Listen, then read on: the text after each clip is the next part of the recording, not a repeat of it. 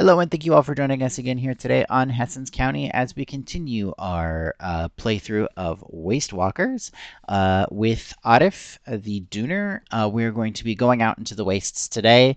If you missed part one, definitely check it out. Links will be found in the doobly-doo down below and also in the little card up on top for those of you who might have missed that. And you want a quick look at how games like Wastewalker might play. Don't forget to subscribe because there will be a part 3 after this, and I'll catch you in the wastes here in just a second.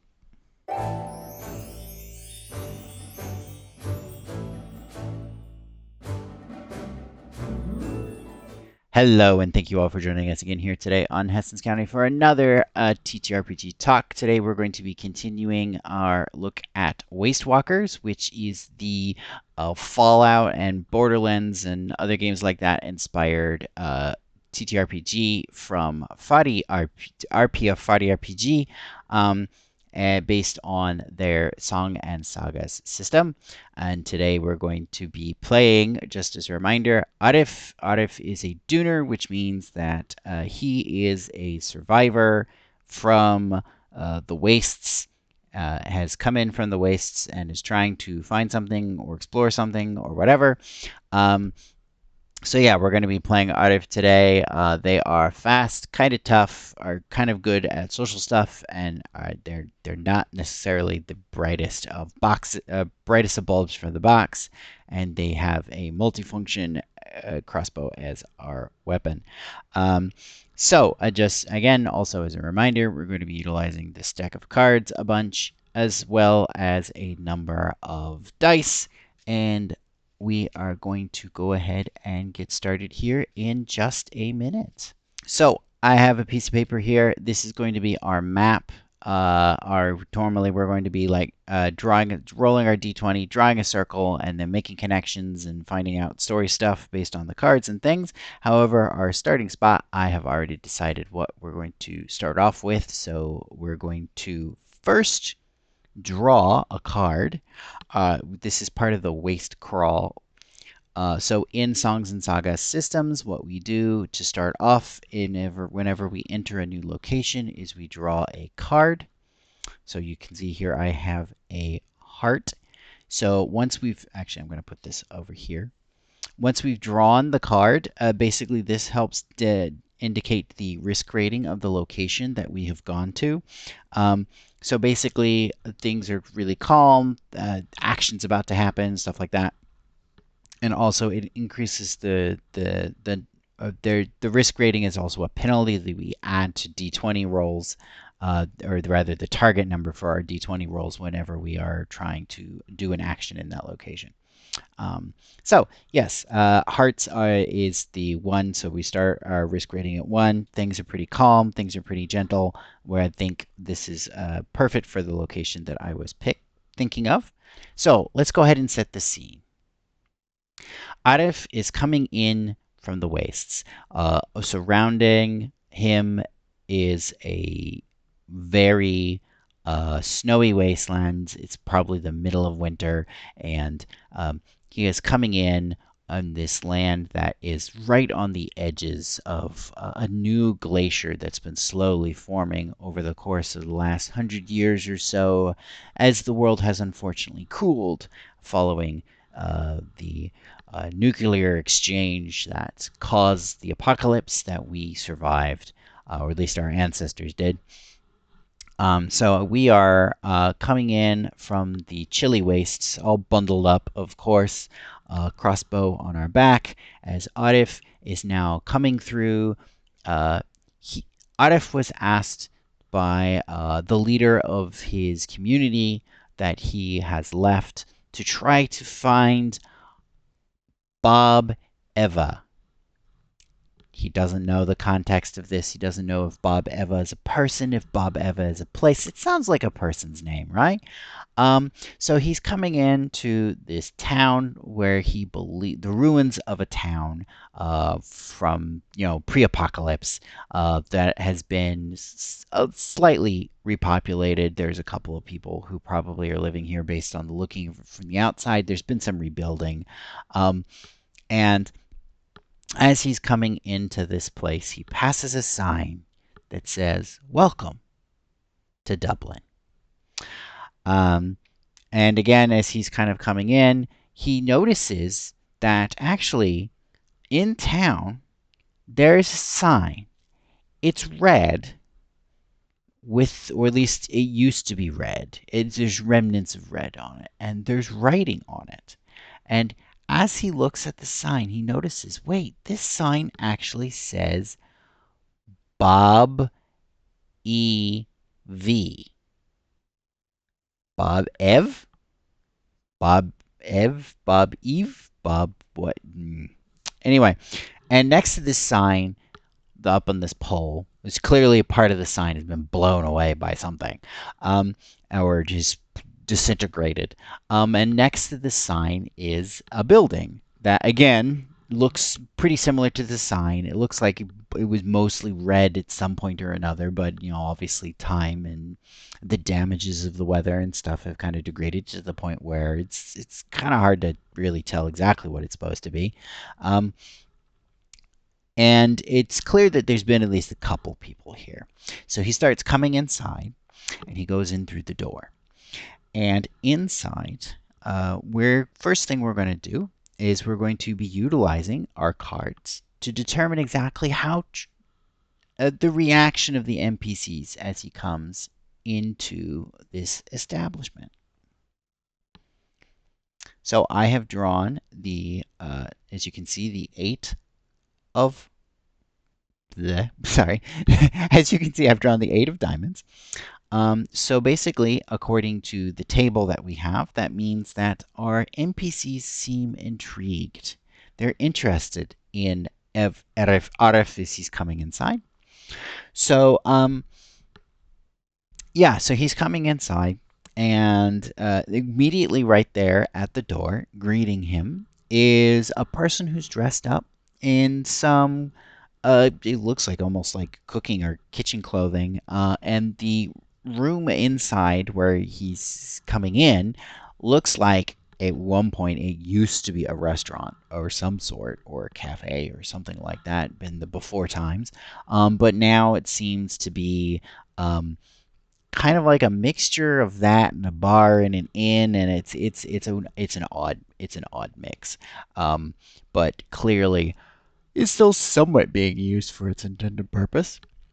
So he comes inside, and the person who's dressed up in sort of kitchenware and is the man there basically says to him, "Well, hi there. How you doing? Haven't seen someone like you come in through here in quite a long time. So what you doing?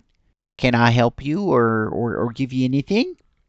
And so Arif is, I feel like Arif would be mm, somewhat confused and interested, and so I think he would probably just ask, well, what is this place? Why are you here? Um, the glacier's not far away from here, and it's moving every year closer and closer. So why are you staying here?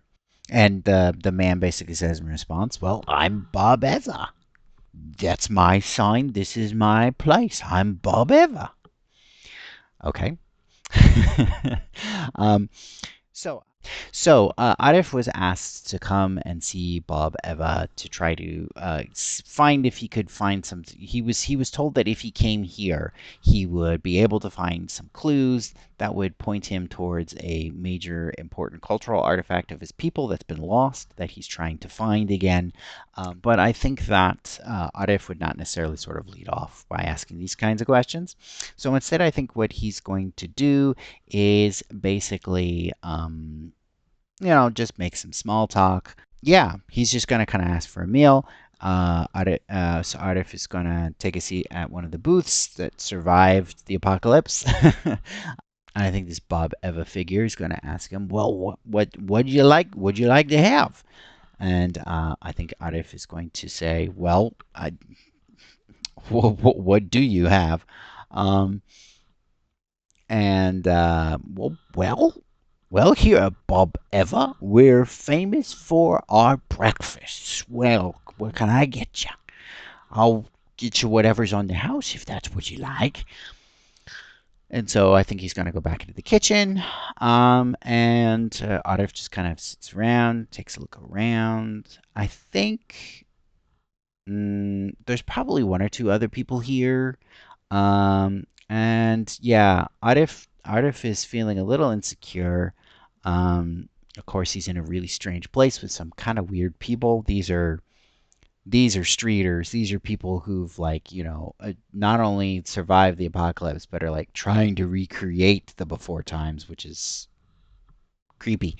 Um, so I think we're gonna do our first roll, and what we're gonna do is Arif is going to use his human attribute to try to get a read on some of the people around him, kind of figure out what's going on. Um, Actually, no. I guess actually this would be a smart. Yeah, no, yeah. Deciphering and sensing things, that's smart. So I think he's going to do a smart, which unfortunately he has a -1 on. So we're going to want to try, I think this is going to be a standard roll, so we're going to want to try to roll a 12 plus 1, so it's a 13. And whatever we roll in the dice, we're going to have to subtract 1 from. Oh, and we actually rolled this 18, which becomes a 17. So we actually do get a good read on these people. And so because of that, I think I'm going to draw a card. And okay, so we have a heart for that person. So that person is clearly nice. Looks like they're nice to us. And oh, yeah, okay. So I was thinking there were probably two other people in the restaurant slash bar slash whatever we want to call it. Um, the surviving inn. And both of them were one of them is kind of interested in us. The other one seems like they're an okay person. Um, the the one who's kind of interested in us kind of comes over a bit. Yeah, so he comes over, and I think they kind of start a conversation with each other. And yeah, I think Arif is going to try to convince this person. Let's call him John. I think Arif's going to try to convince John and ask him, what do you think of this Bob Eva person? What do you think they're trustworthy? Do you think they're, are they good folk? That kind of stuff. So again, they're gonna be rolling again. This is a human, and I rolled. I think this would probably be an easy thing. This person's kind of interested and open and engaging, so this would be a rating 9. Um, Obviously, I already rolled. I should have done that earlier. I waited a bit for that, but anyway, I rolled a 17, plus 2 for a human, so that's a 19. And so obviously we succeeded there. And I think that John tells us that Bob's he's a little strange every once in a while, but he's good folk. He's a good person. He'll definitely you can definitely trust him and stuff like that. It's all good. It's all good. And I think as part of this conversation, Arif is also going to ask John, like, hey, are there any places that are kind of risky around here that I need to be worried about? Um, and I think John's gonna tell Arif that, yeah, there's a couple of places where there's still some chasers or other blighted sort of creatures that are kind of hanging out around. Um, there's one or two gangs of survivors that have kind of set up shop and are trying to dominate certain parts of the area around here. So you got to be careful, obviously, about certain things that are kind of going on. Um, but it's not too bad. Like obviously, I think John's probably from a part of the country that's a bit more rough than than than the little area around what used to be Dublin. That's definitely something that Arif, of course, is going to need to keep in mind when we move off into other parts of the area. Yeah, so I think Bob Eva's going to come back with a plate of scrambled eggs and some flapjacks and some sausage of very dubious origin, and a mug, an actual like porcelain mug, full of God knows what, and puts it down on the table. Yeah, I don't think Arif is going to be trying to touch the supposed coffee, but he'll probably eat the rest of it. And once he's done, then he's going to go ahead and start to broach the topic. So Arif is going to go ahead and ask Bob, what do you think? I'm trying to find this. I'm trying to figure out if there is a place where I could find some information or the location of this particular artifact called the Mangled Blade. So what I'm going to do is I'm actually going to use the Oracle. So it says reveal one card plus an additional card for each factor that would boost your chances of a favorable result. And yeah, basically I'm going to see if, essentially what I'm going to try to see is if if Bob Eva actually knows where this thing is, like actually knows where it is. That would be basically like a strong yes for this oracle. They have a clue would be a weak or would be a weak yes, and then they really honestly have no idea. And unfortunately, Arif is kind of being led on a goose chase by his community, the leader of his community who sent him here. That would be basically a firm no. So basically, I'm going to draw 2 cards. Actually, no, actually, I'm going to draw 3 cards. So for each red, that makes it more likely that this will be true. If I draw no reds at all, that means it's not true. Okay, so we have at least a weak yes. We still have a weak yes. Oop. Whoops. That was not supposed to be in there. Let's do one more. Oh, okay. All right, so we have a strong yes. So fortunately, Bob can tell us exactly where it is, or at least where it used to be. So Bob tells us that the artifact that we're looking for is actually in an old museum. There is an old museum in a town not far away from here that we will be able to find this item in. However, the land between here and there is not that safe. So we're going to need to try to find our way to this town, this museum that's in this town called Lancaster. And hopefully don't run into anything along the way. Now that we know where we're going, it is time for us to depart. But before, I'm going to draw a mystery card. Okay. And now it is time for us to head out. So we're going to go ahead and roll our d20 and onto a new location. Actually, I'll just put it right there. So we'll say that we have to kind of come over this way. And let's see here. We need to go ahead and draw a new card. All right, so we have the Queen of Diamonds. Diamonds means that this location, where is it? There it is. So we started at 2, so we're going to face an unexpected twist, turning the tail. So I think what's gonna happen is so yeah, we left town, we're kind of heading out our way, and over here we find the ruins of what used to be a hospital. So there's an old building here of what used to be a hospital,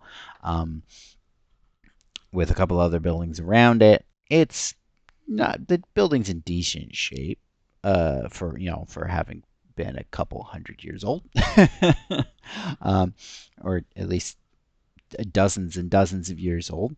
Um, and as you can probably expect, I'm thinking there's probably going to be some people here.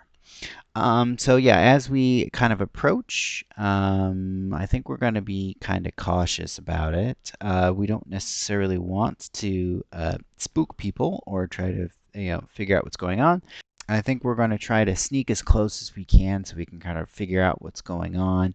Um, so one thing that you'll notice when I was rolling is that in the past, the last couple of times I rolled, I didn't draw any cards off the deck, but this time I am going to because this time there is potentially some risk involved. So I think this is going to be actually our first full, really true, appropriate roll, trial roll, as opposed to the previous rolls where we were really just kind of rolling for luck, just to try to determine that outcome.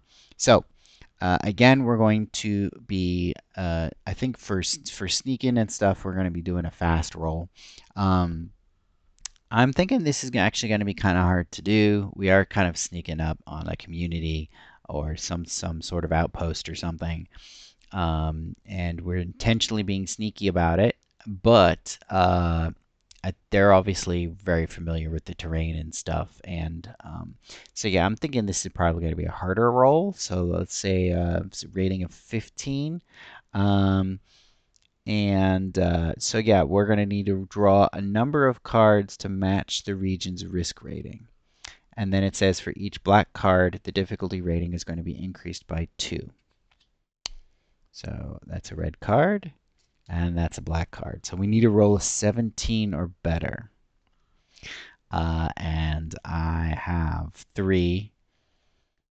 So on our dice, we're going to need to roll at least a 14.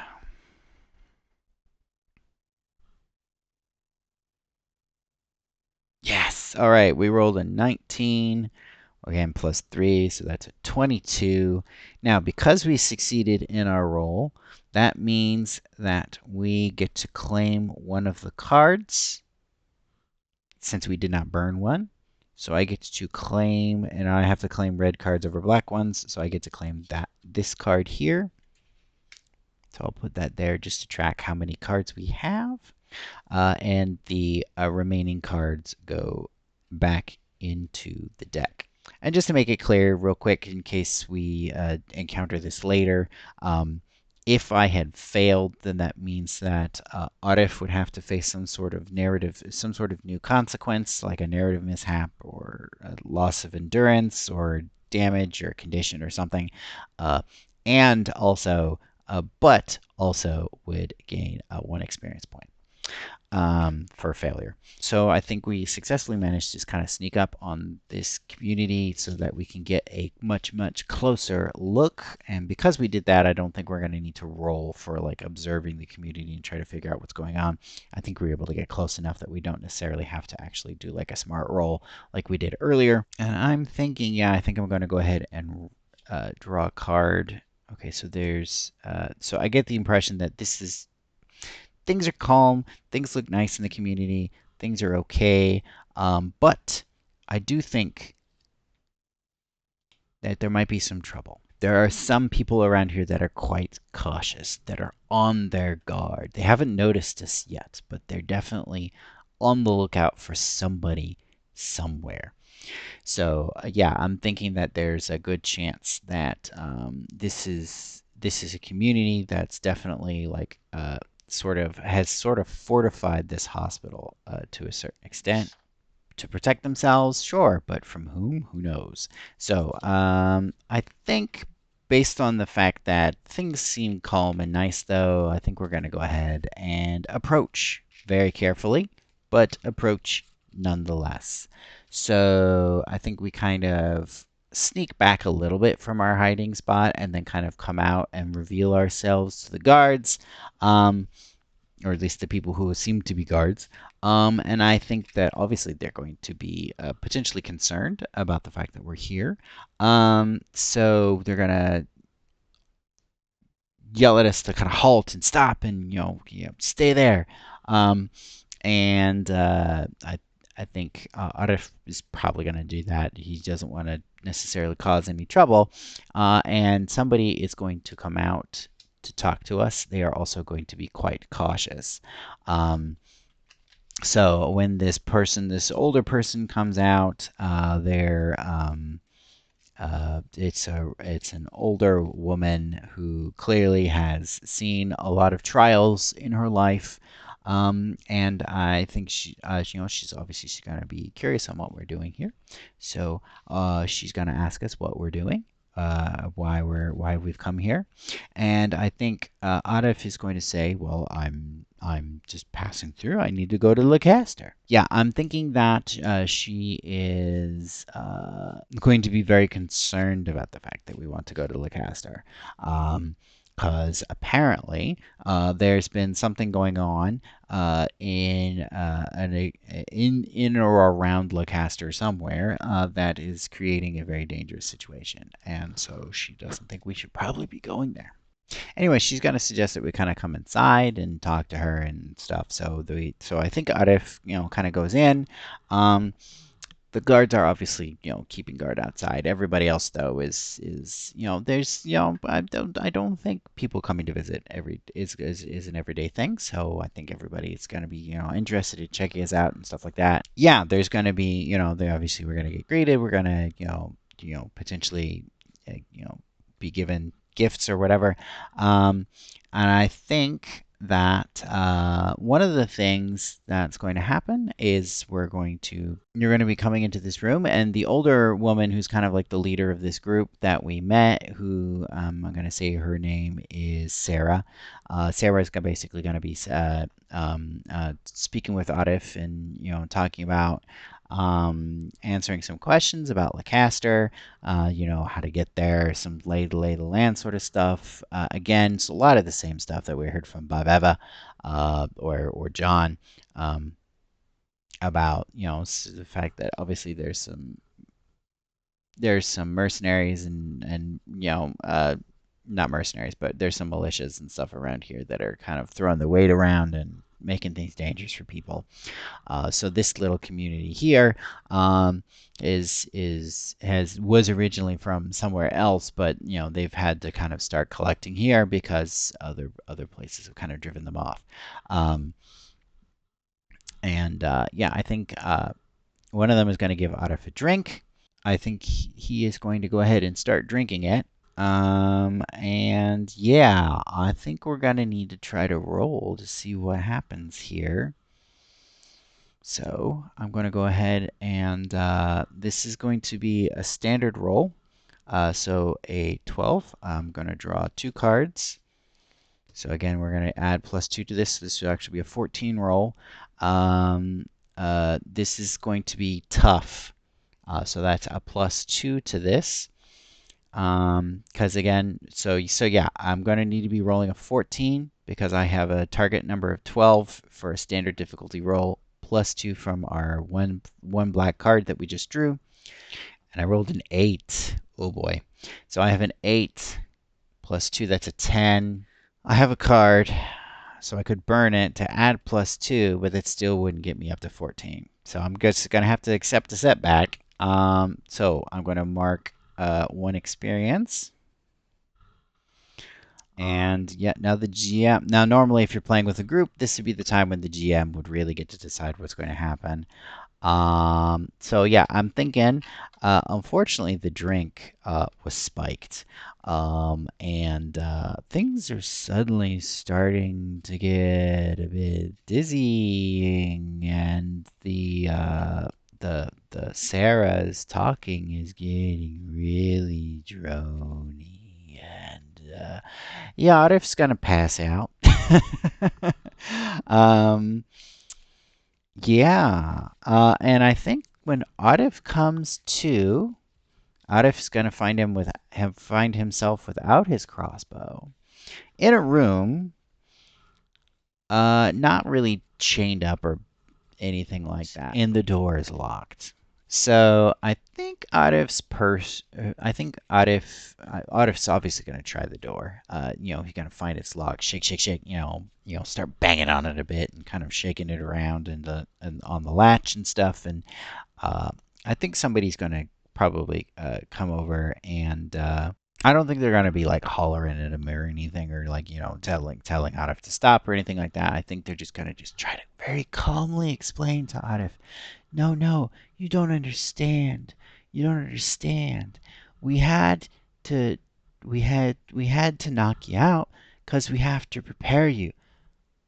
We have to prepare you so that you can meet the mistress. Who's the mistress? The mistress is a person who is incredibly important. Oh, she is blessed. She is blessed indeed. And she will be able to help you. She will help you see the truth. And Arif starts getting this sinking feeling in his stomach because Arif remembers that he was told that these people were driven out of various communities in the past. And maybe, just maybe, one of the reasons why is because they're a cult that's formed around this mistress person. Oh boy, we have gotten ourselves into a very sticky situation. So yeah, I don't think there's a whole lot that Arif can necessarily do to get out of this. He doesn't have his weapon. He is kind of hidden in. He's just in this room, kind of locked up. Again, he can move around, but he can't really get out. Um, but I do think that one thing that we could do is we could kind of search around in this room and try to see if there's anything here. So I think we're going to try scavenging in this room. Now, scavenging is a mechanic that's specific to Wastewalkers in Songs and Sagas. And the way that this works is that whenever we try to loot a location, we reveal at least one card per player. When you're playing by yourself, RP suggests that you can show more than one, like maybe two or three, um, to obviously to make up for the fact that you're playing by yourself. However, I think in this situation, I think I'm just going to draw one card. And if we draw a red card, then that means that we find an item or a weapon that will take up a space in our inventory. Or we get to keep the card that's in our hand, and we can potentially get some XP back later because we can actually trade cards in our hand for experience points. So I'm going to reveal the one card, and I got a red card. Awesome. Good. We found something in this room. So we can determine if this is some sort of item or weapon, or we can just say it's random loot. Um, Admittedly, cards that we have in our hand, we can say that we have an item in our inventory, just like have it pop up there as if it was always there. But I think instead I'm going to decide that this is some sort of item that would be very useful for us. Um, I'm thinking that this is some sort of like multi-tool from like before the apocalypse. That's just sitting here. It's only partly functioning. I think yes. I think it's um, a broken multi-tool, and I think this item could potentially help us get out if we are very careful. So I'm thinking the plan is we're gonna play meek and we're gonna try to pretend that everything's fine and hunky dory, and then if night falls, we're gonna try to like use the multi tool in order to try to essentially uh, break the lock or pick it in some sort and get out. So the first thing we need to do is obviously try to convince them that we're gonna go, okay, fine, everything's fine. I'm just gonna pretend that I'm basically I'm surrendering to the idea that I'm going to be seeing this mistress person. Um, so again, this is a 2. I'm gonna have to add +2 to this because I just drew another black card. Um, again, this is our character as is. I think this is going to utilize the human attribute. So again, we're going to be adding a +2 to our roll on the D20, and I think we need to. I think it's totally believable that this person would be totally believable of us. Um, so I'm thinking this is probably going to be an easy difficulty roll. So we just need to roll better than a 9 plus the 2 from the card is 11. So I need to roll a 9 or better on my dice. And I rolled an 11. Okay, so I think we managed to convince the sort of guard at the door that we'll be fine, that everything will be fine. I think she's going to go ahead and give us some food. Um, oh yeah, I forgot to claim the card for that, so I'll claim that one. Now the question is, would it be drugged? Because they want to try to keep us docile. Would it be drugged? Yeah, I'm thinking there's probably something in it. Um, but the problem is if we don't eat it, then we're gonna completely undermine what we just tried to do. So I think what we're going to do is um, we are going to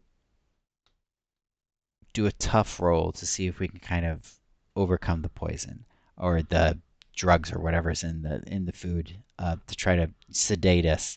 Um, I'm going to say this is a standard difficulty roll. I don't think they're going to want to try to do it too much because obviously too much would just make us knock us out and potentially not make this not work. Again, this is the risk rating here is 2, so I draw 2 cards again. Both of the cards are red cards, so we're going to stay at a difficulty of 12. All right, so we needed to roll a 10 or a better, and I rolled a 5.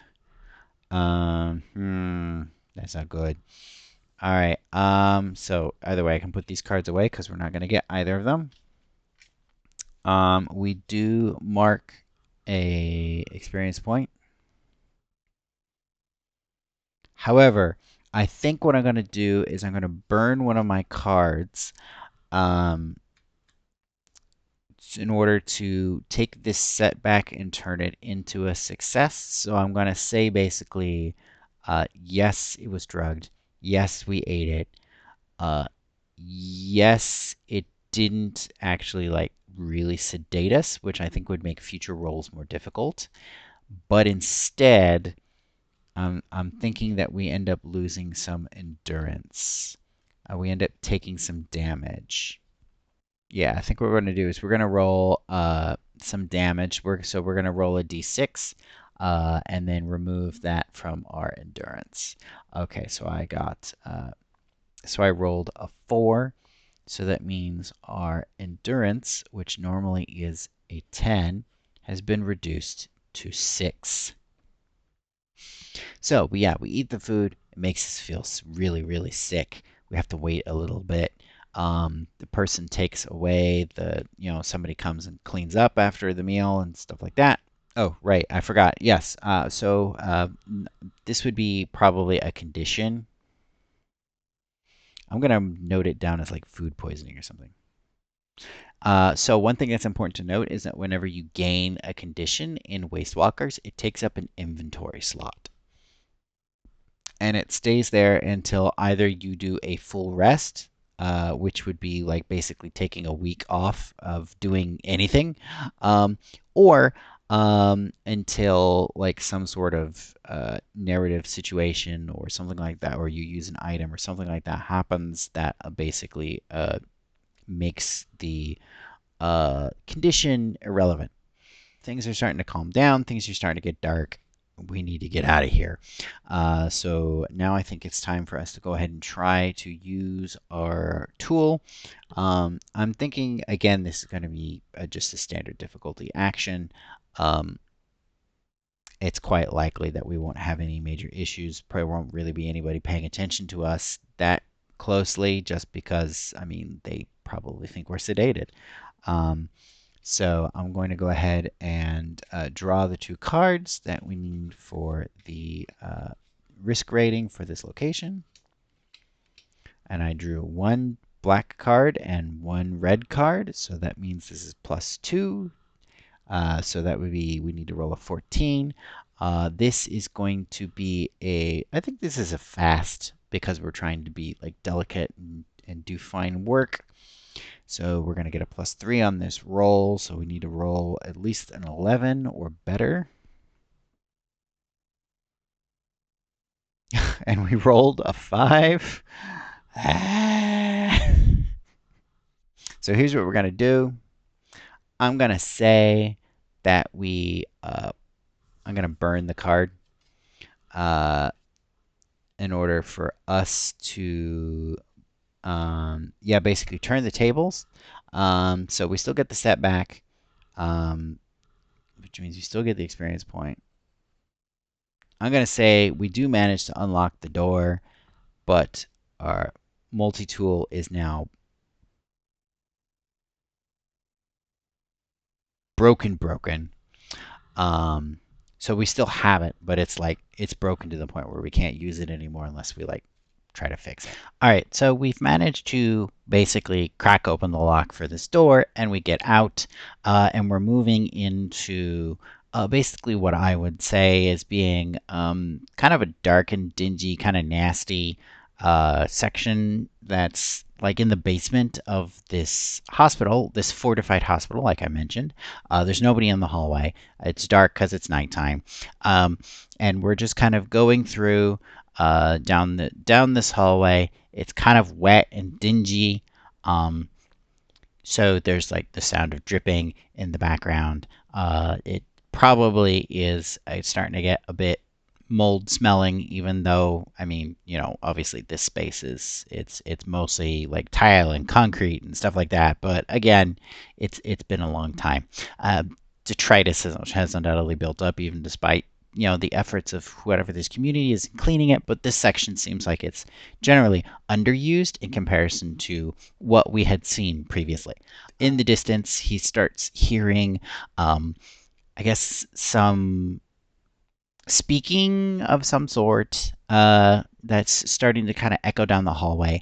So, of course, he's going to go low, he's going to go slow, until eventually he comes to what would have been like a double ceiling fire door, but one of the doors is basically busted to the point where it can't open or close anymore, so it's just kind of stuck open.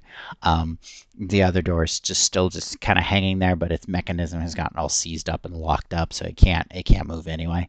So there's just one door to go through. So he kind of sneaks up to the door that's closed and kind of peers around, and in front of him, instead of more hallway like he would have expected, or maybe a stairwell or something along those lines, instead what he sees is basically like a cavern. There's like or at least like the upper levels of a cavern, and then there's this sudden drop off that we can't really see much beyond. There's clearly some light over here somewhere that's like shining up against. You can barely see like the roof, or just little traces of what used to be a roof, or the beginnings of stalactites as the water has kind of percolated through the concrete. So yeah, I think Arif is going to very carefully kind of make his way up towards the edge so that he can try to see what's going on down here. So I'm going to roll a fast real quick just to see how sneaky we are. I would say I don't know necessarily if there's very many people who could potentially see us unless we really mess this up. So I'm going to say that this is an easy roll, so it's a 9. So we just need to roll a 6 or better on the die. And we rolled a 16. Oh, wait, sorry. I forgot to... Actually, let's pull a new... no. So I forgot to pull cards for this. Oh, yeah, it would have made a difference anyway. So we'll keep that card. This goes back in the deck. So yeah, I had forgotten to pull cards for the threat level of this location, but I got 2 red cards. So we'll just keep one of those red cards like normal, and it didn't affect the die roll or the target number or anything like that. So anyway, oh yeah, so yeah, we kind of make our way to the very edge, this sort of cliff face essentially, where the floor is just broken away and kind of opened up into this cave. It looked like maybe at some point in the distant past there was like a sinkhole or something that developed here, and like this whole stretch of the basement just collapsed down into uh, this cavernous area here. That the people who live here have apparently cleaned up now, because as Arif is looking down, he can kind of see that there's like an altar, probably about like just on the opposite side of this cavern. There's like an altar space with lots of light and stuff around it. Mostly torches and things like that. And at the end there's like this large woman who's wearing some sort of like an elaborate, almost like shamanistic costume of some sort. It's like facing this altar, and it's designed in such a way that it looks like somewhat of a macabre version of what you might expect to see in one of the like pre-apocalyptic churches or something. With lots of like decoration and elaborate artistry, but seeming to be centered around some sort of worship of like a number of idols that have been sort of created out of clay, and are kind of found and on decorating this altar.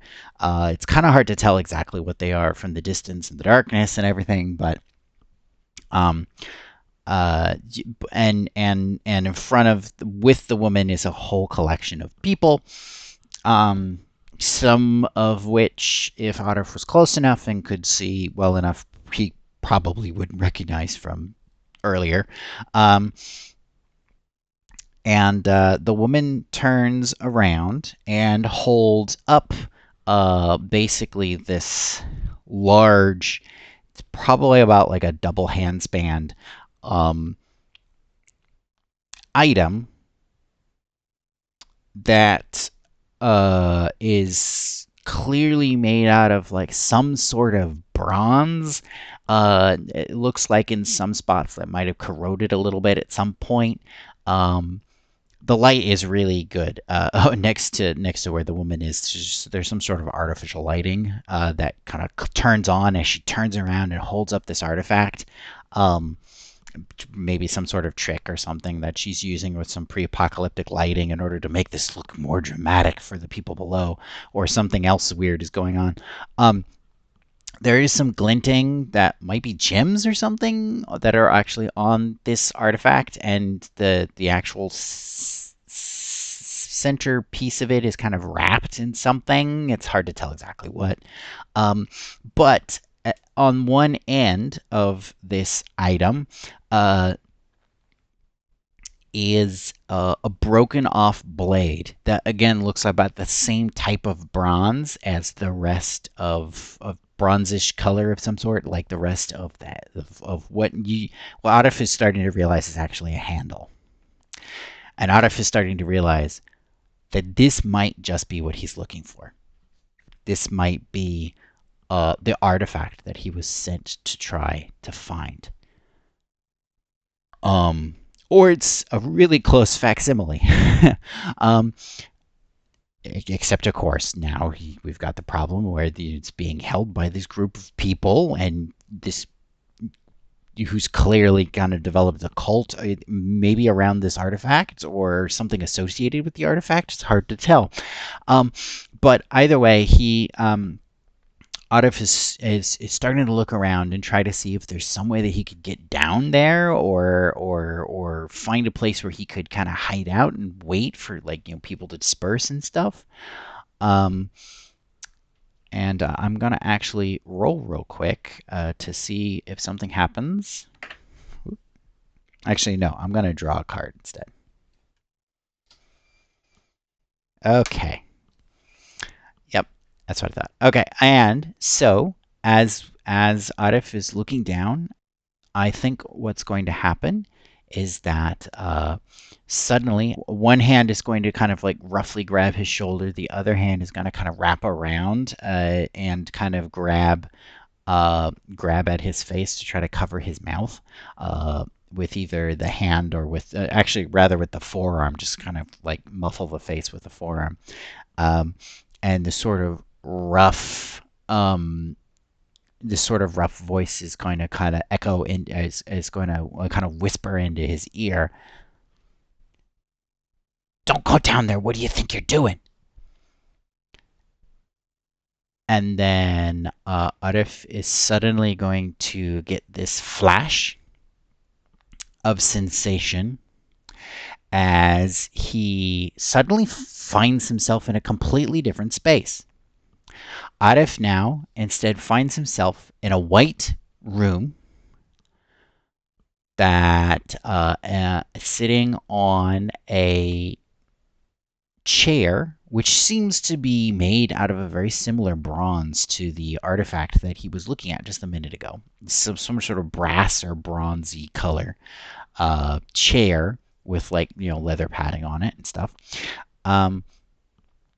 And he's looking around, and there is a person in some very strange clothing that is standing there just on the other side of the room.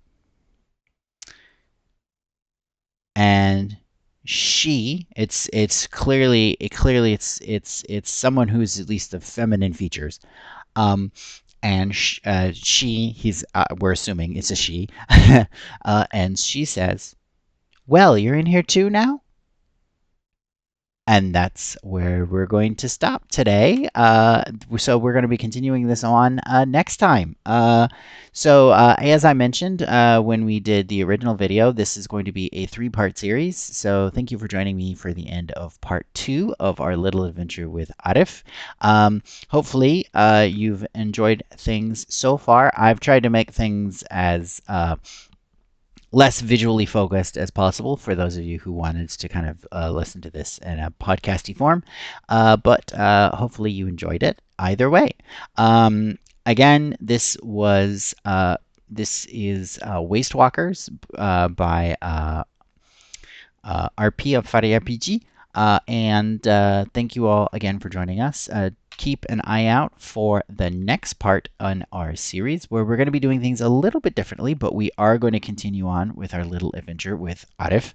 Links to Wastewalkers can be found in the description down below. The game is now free, so definitely check it out. Feel free to download, and don't forget to subscribe so you don't miss the next episode. Thank you all for joining us again here. Have a good zone, and I'll see you next time in the Wastes.